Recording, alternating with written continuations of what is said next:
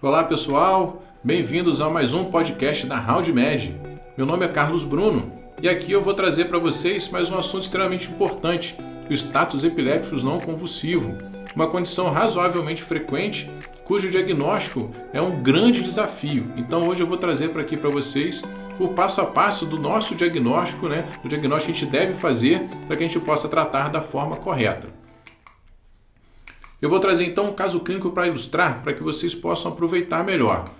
Então, nosso paciente é uma menina de 45 anos, sexo feminino, que tinha um diagnóstico prévio de neoplasia de mama e vinha com tratamento com bloqueio hormonal. Porém, aproximadamente 3 dias antes da internação, essa paciente começou a se apresentar sonolenta, fala arrastada, comportamentos anormais, ela chegou a urinar no quarto, ficou com agressividade verbal e física com os familiares, sendo que essa menina era uma menina muito doce, muito educada, então alteração comportamental psíquica importante.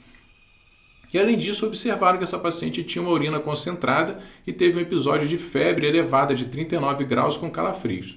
E daí eles levaram para o hospital. Uma comorbidade era somente essa neoplasia de mama, diagnosticada há 2 anos, foi feita mastectomia, era neoplasia de mama já avançada, com metástases para ossos, mas aqui tudo indicava neoplasia bem controlada.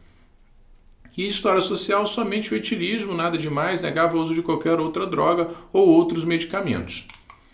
Essa paciente então se apresentava extremamente hipotensa na emergência, 75/50, taquicárdica, frequência respiratória de 22 e sonolenta, com período de agitação e agressividade, fala desconexa, a disartria evidente, Glasgow 12. Só lembrando para vocês que disartria, galera, não é um sintoma neurológico localizatório, ou seja, uma pessoa embriagada pode ter disartria. O aparelho cardiovascular, respiratório e abdômen, nenhuma alteração digna de nota.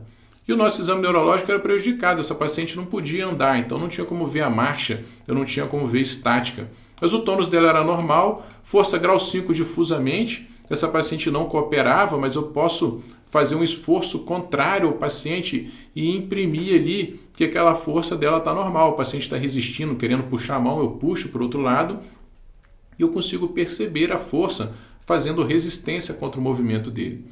Os reflexos eram todos exaltados, grau 3, com clonus bilateral dos membros inferiores. Então, isso já me denotava disfunção de primeiro neurônio motor, só que bilateral. Com os reflexos difusamente exaltados, eu estou diante de um paciente provavelmente encefalopático, uma falência neuronal global. E, eventualmente, essa paciente também apresentava mioclonias. Coordenação e sensibilidade eu não pude testar, porque a paciente estava pouco cooperativa, e os nervos cranianos também não se mostravam nenhuma alteração. Então eu estou diante de um paciente grave. Se a gente pegar e botar o Quick-Solfa para essa paciente, ela tem frequência respiratória elevada, ela tem pressão baixa, abaixo de 100, e tem alteração da escala de coma de Glasgow, então é um paciente com alto risco de mortalidade, doença crítica no nosso screening ali inicial. Logo depois saíram os exames laboratoriais, frequência, esse paciente tinha um leucograma de 22 mil leucócitos com desvio para a esquerda, uma hemoglobina de 10 e de importante alterado a creatinina de 1,5, já um pouquinho alterada, o sódio 148 denotando algum grau de desidratação, os demais eletrólitos normais e chamando a atenção um cálcio normal, porque eu falei sobre metástase óssea, Então, falando em metástase óssea, eu tenho que olhar para o cálcio para saber se tem hipercalcemia maligna, que pode gerar diversos desses sintomas. A glicemia dela era normal, discreta alteração da bilirrubina e um PCR bastante elevado. Foi realizada prontamente então a ressuscitação volume, já logo no início, mesmo antes da saída desses exames laboratoriais. Essa paciente permaneceu hipotensa e foi iniciada a noradrenalina dose baixa, 0,05 microgramas quilo minuto. Foram coletadas culturas e iniciado prontamente antibiótico empírico, que é o que a gente deve fazer, e encaminhada para a internação e terapia intensiva. Se eu usar o critério SOFA, então, para ver, eu estou diante de um paciente com risco de morte muito alta, porque eu tenho alterações hepáticas, ela vai pontuar 2 pontos na escala de SOFA, cardiovascular ela pontua mais 3 pontos, sistema nervoso central ela vai pontuar mais 2 pontos e na disfunção renal mais 1. Então eu tenho um SOFA de 7, a mortalidade dessa paciente intra-hospitalar é superior a 20%. Então, um paciente crítico que está se apresentando à minha frente. Então, nesse momento, eu observo o quê? Que essa paciente está extremamente grave, a alteração neurológica dela é compatível com o agravo sistêmico que está se apresentando, a paciente começou o tratamento da doença de base. Então foi feito tratamento com antibiótico, ressuscitação volêmica, tratamento em terapia intensiva E após 72 horas ela estava bem melhor. O paciente já estava sem vasopressor, exame laboratorial com a parte inflamatória muito melhor, sinais vitais normalizados, porém ela se mantinha muito sonolenta ainda. Períodos de agressividade que foram controlados com haloperidol, que a gente costuma usar mesmo para controle de delírio, encefalopatia no paciente que está confinado em terapia intensiva. Mas começamos a observar que ela movimentava menos o dimídio esquerdo, com eventuais movimentos mioclônicos, apresentava nistagmo espontâneo intermitente e desvio tônico do olhar para um lado eventual. Isso chamou atenção diante de uma paciente com neoplasia prévia. Será que essa menina tem alguma metástase cerebral? Então foi realizada a ressonância de crânio, que não observou nenhuma lesão parenquimatosa, e realizada a angiorressonância venosa também. Por quê, galera? Eu tenho um paciente com neoplasia de mama, que tem um quadro agudo, e somado a isso ela usa tamoxifeno, que também aumenta o índice trombogênico. Então o risco de trombose venosa cerebral era significativo. O estudo vascular com angiorressonância venosa também veio normal. Então o que aconteceu com essa paciente? O que eu estou diante? Eu estou diante de um paciente que inicialmente teve um quadro clínico grave, falência de vários órgãos, né? A gente teve falência do fígado, comendo a bilirrubina, um grau de disfunção renal, e eu tive a falência neurológica também.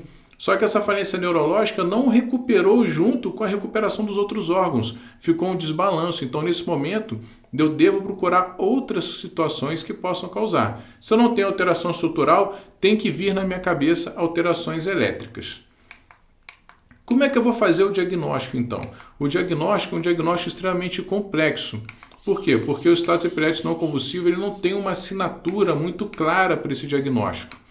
Então, a falta de reconhecimento pode acarretar um agravo muito grande, aumento de tempo de internação e piora clínica.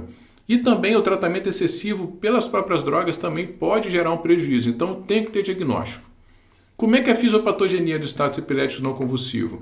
Eu tenho um mecanismo que não é totalmente compreendido, mas claramente há um desbalanço entre o equilíbrio elétrico cerebral, entre marcadores excitatórios e inibitórios. Então, no status epiléticos eu tenho um aumento da via glutamato, excitatória, e tenho uma redução da atividade GABA, que é inibitória. Isso vai fazer uma hiperexcitabilidade e a manifestação elétrica e clínica desses casos. Quais são os grandes fatores de risco? Então, para pensar no diagnóstico, eu tenho que pensar na minha probabilidade pré-teste para que isso esteja acontecendo. Então, os fatores de risco ajudam a gente a pensar nisso.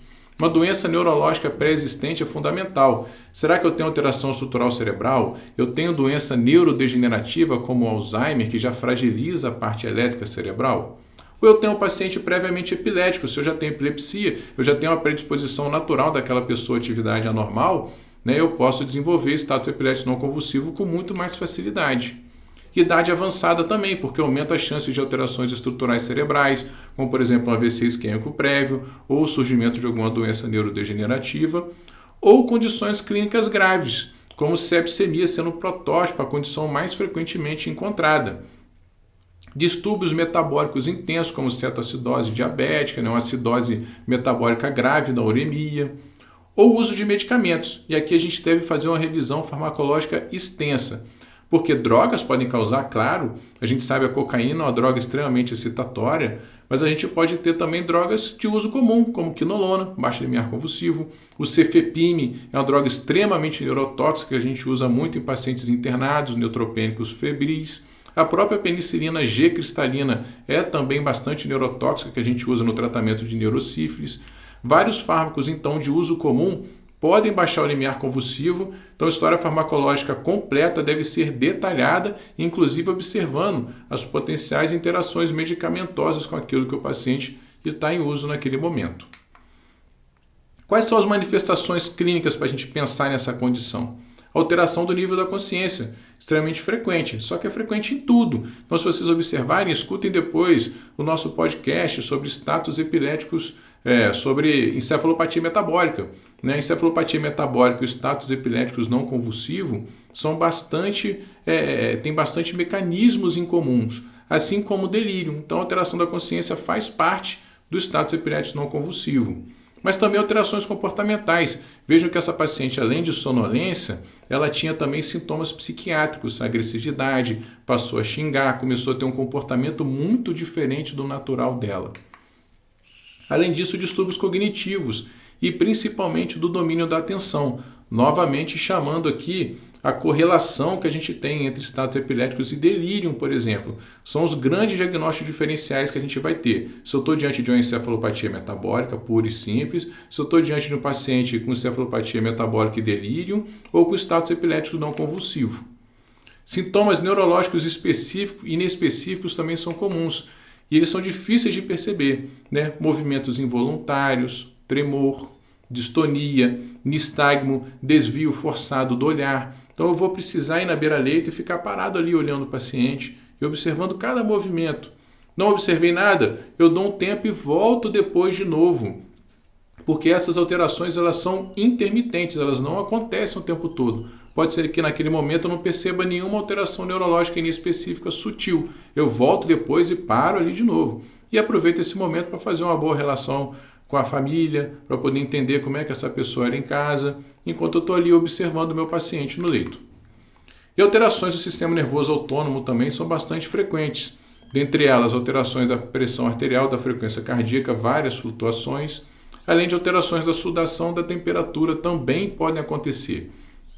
Então vejam que são diversas manifestações clínicas, nenhuma delas muito específicas, presentes em diversas enfermidades, por isso que a nossa atenção tem que ser grande e levar em consideração a probabilidade pré-teste, né, dos fatores de risco e o momento que a gente está da doença. Então, como é que é feito o nosso exercício diagnóstico? Eu chamo de exercício diagnóstico porque ele demanda atenção para vários fatores, e um deles é a condição clínica compatível. Eu tenho uma condição pré-existente que favoreça? Sim ou não? Nesse caso clínico que eu acabei de passar para vocês, não. É um paciente jovem, sem alteração estrutural cerebral, sem nenhuma evidência de doença neurodegenerativa.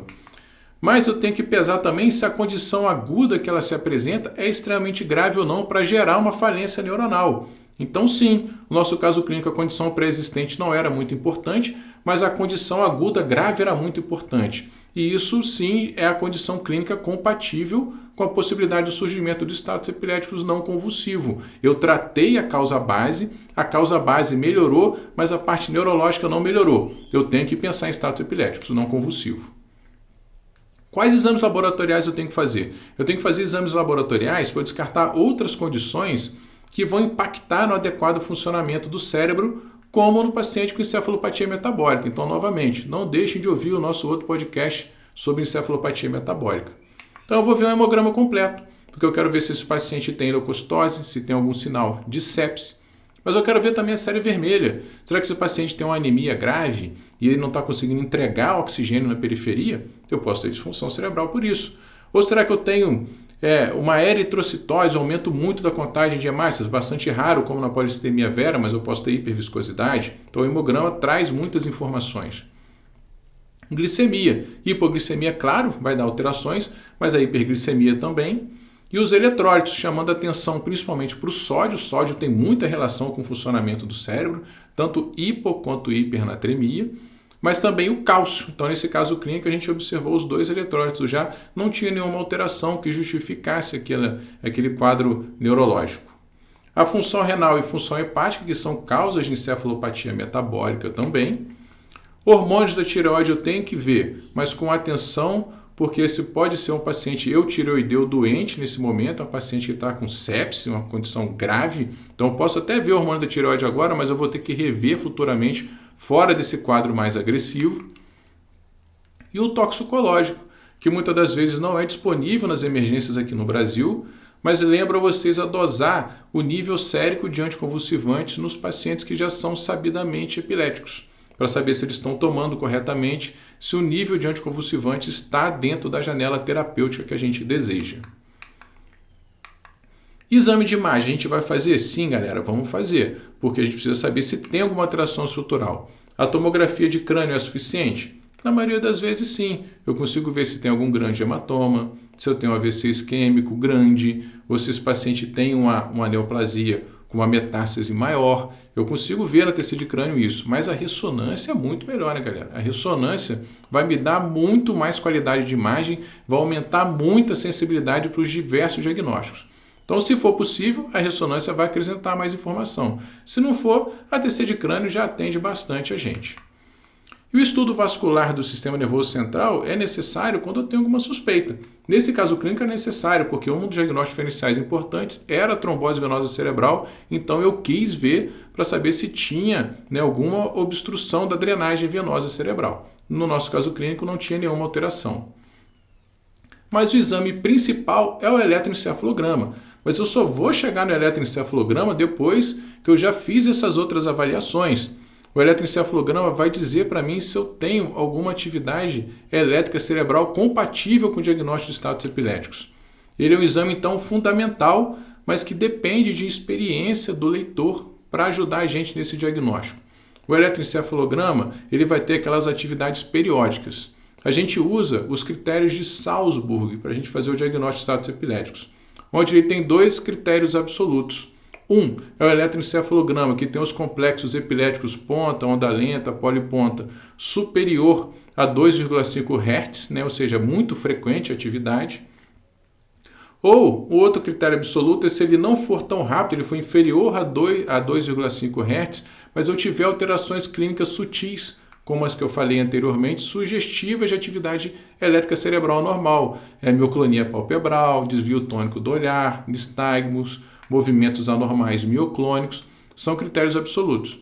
E eu posso usar, além disso, outros critérios para reforçarem o meu diagnóstico. Então, são os critérios de suporte, que eu vou ter um eletroencefalograma não tão típico, um eletroencefalograma com alterações mais lentas, mas esse paciente ele vai ter uma correlação temporal com o início dos sintomas. Ele teve um agravo e após o agravo eu tenho a manifestação clínica compatível, então eu tenho correlação temporal.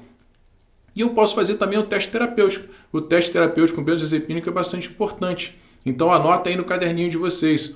Diazepam 4 mg intravenoso. Um pouco tempo atrás eu estava passando na enfermaria lá do Gafrey e observei um paciente fazendo várias mioclonias. A enfermagem falou: doutor, esse paciente é muito bonzinho, ele estava bem de manhã, mas agora está completamente desorientado. Quando eu fui ver o caso clínico, era uma paciente com mieloma múltiplo, que tinha disfunção renal, internou por conta de sepse e começaram a cefepime, uma droga neurotóxica. Então o paciente estava no estado de encefalopatia, possivelmente com estados epiléticos. Eu fui lá, fiz uma dosezinha de 4 mg de diazepam, o paciente acordou, começou a conversar comigo. Então se eu faço benzodiazepínico, que é uma droga que geralmente causa sonolência, e o paciente acorda, provavelmente eu estou diante de uma atividade elétrica cerebral anormal, que o benzodiazepínico reorganizou essa atividade elétrica. Então essa prova terapêutica ela serve como critério de suporte. Então como é que eu faço? Diazepam 4 mg, a cada 2 a 3 minutos eu posso replicar essa dose de 4 mg para ver se esse paciente vai reagir, chegando na dose máxima de 20 mg ou 0,525 mg por quilo para um paciente que for mais leve. Nessa dose de 20 mg, o diazepam não vai causar supressão ventilatória, ninguém vai por tubo por conta dessa dose de diazepam, então é um teste terapêutico seguro, que idealmente deve ser feito com eletroencefalograma contínuo, mas na maioria das vezes não é disponível, então a gente pode fazer uma prova beira-leito para ver se isso traz informações para a gente quanto ao diagnóstico. Então, galera, como é que a gente vai caminhar até aqui? Eu vou pegar um caso clínico compatível, eu vou pesar se a condição neurológica do paciente é ou não é proporcional ao grau de desarranjo neuronal. Então vocês vejam que inicialmente o paciente estava crítico, grave. Então a falência neurológica era meio que proporcional ao grau de comprometimento sistêmico. Porém, com a passagem do tempo, eu tratei a doença sistêmica grave, o corpo todo melhorou, mas o cérebro não. E aí sim aumenta o meu alerta para o status epilético. Porque não adianta eu pegar esse paciente e não tratar a causa base e encher ele de anticonvulsivante. Ele não vai sair da atividade elétrica anormal, porque a atividade elétrica anormal é uma consequência do agravo sistêmico.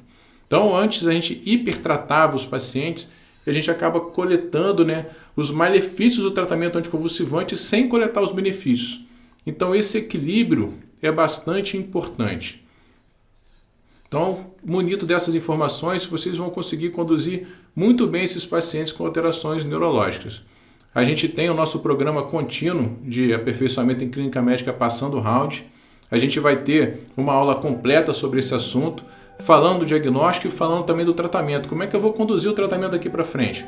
Como eu vou pesar e quais drogas eu vou escolher? Então a gente traz isso tudo para vocês. Toda semana são pelo menos 2 conteúdos que a gente libera, com uma videoaula e com material escrito, sempre baseado em caso clínico, para reforçar a aprendizagem de todo mundo e que a gente possa reter essas informações por maior tempo possível. A gente é bombardeado de tanta informação todo dia, é tanto assunto que a gente acaba não conseguindo reter. Quando a gente usa um caso clínico real, com essas técnicas de storytelling, contando uma historinha, a gente memoriza por muito mais tempo essa informação. Eu espero que vocês tenham gostado e até breve a gente está junto de novo aqui no nosso podcast da RoundMed. Um abraço para todos.